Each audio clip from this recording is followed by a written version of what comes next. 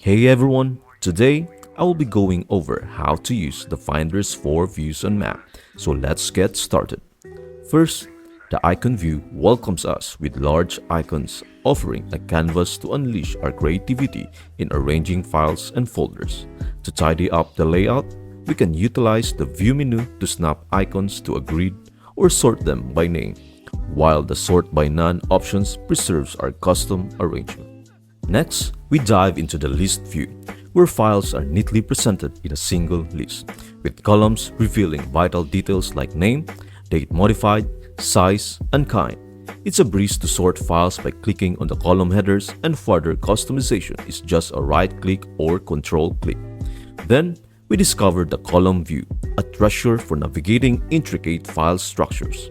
This view displays files in a list with an extra column for each level of a selected folder. The rightmost column generously provides previews of selected files, simplifying exploration.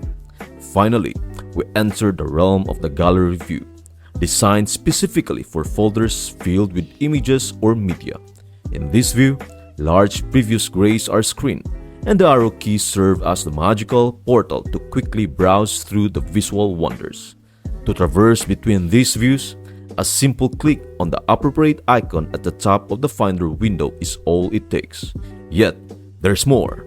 The Show View Options or Command plus J feature beckons us to customize each view further, tailoring it to our unique preference and requirements.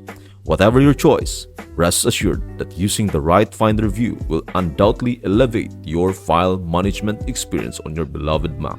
I hope this video helps you out, and see you in the next video.